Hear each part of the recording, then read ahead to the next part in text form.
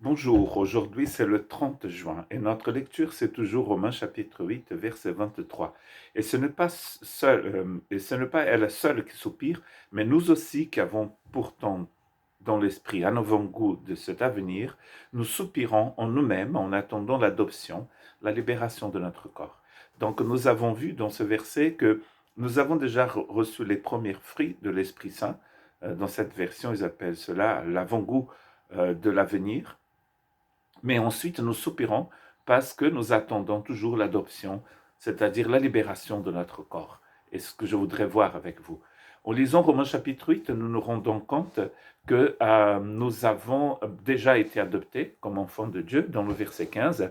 Dans le verset 16 de ce chapitre 8, c'est le Saint-Esprit qui assure que nous sommes les enfants de Dieu. Dans le verset 29, il dit que nous serons un jour à l'image de son Fils, complètement à l'image de son Fils.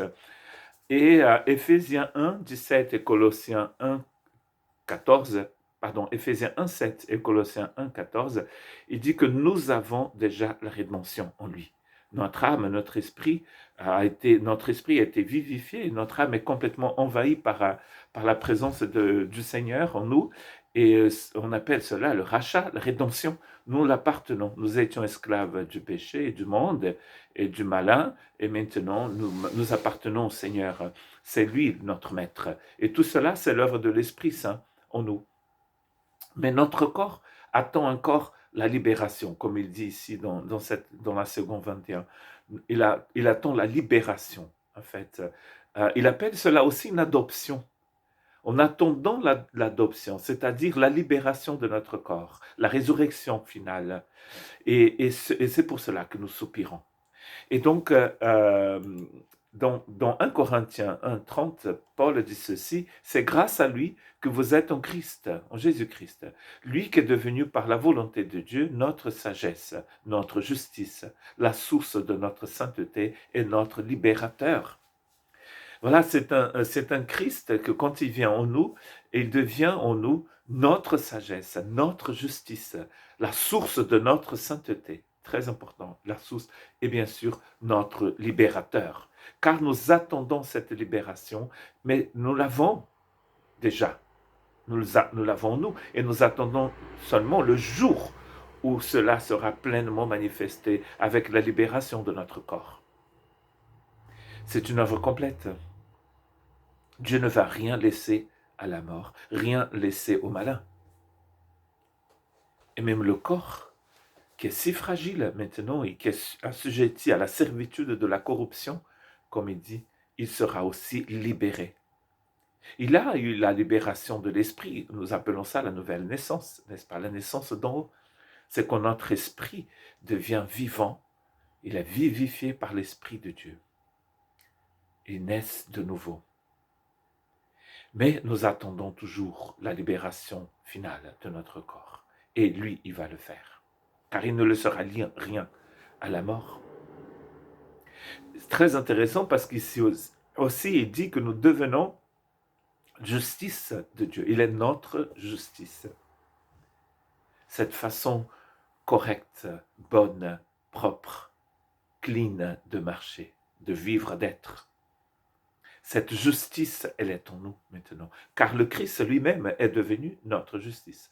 Donc, ce n'est pas étonnant qu'un jour, tout va rentrer dans l'ordre. L'ordre prévu par Dieu depuis toujours, où rien ne sera laissé à la mort. Et un texte étonnant, je trouve dans Philippiens 3, 21, il dit ceci, il transformera notre corps. Une métamorphose totale. Notre corps de misère, il dit ici, pour le rendre conforme à son corps glorieux, par le pouvoir qu'il a de tout soumettre à son autorité. On n'est plus là dans le petit Jésus, dans l'histoire du petit Jésus, c'est le grand Jésus. D'ailleurs, même quand il devient petit, il est grand, il sera toujours grand. Il a le pouvoir de tout soumettre à lui-même, à son autorité. Et c'est avec cette puissance qu'il a de soumettre tout à son autorité qu'il transformera notre corps de misère pour le rendre conforme à son corps glorieux. Là, on a envie de dire Alléluia. Car il est lui-même le commencement et la fin. Jésus est l'alpha et l'oméga. C'est écrit que c'est lui qui a la clé de David et la porte qu'il ouvre, personne ne peut fermer. Celle qu'il ferme, personne ne peut ouvrir. C'est lui qui a la clé du séjour de mort. Ce n'est pas Satan qui est le chef en enfer. C'est Jésus lui-même qui a la clé. Il est le Tout-Puissant. C'est lui qui est, qui était, qui viendra. Nous sommes en train de parler ici de Jésus de Nazareth, mort et ressuscité pour notre péché. Avec toute cette autorité qu'il a, il ressuscitera notre corps.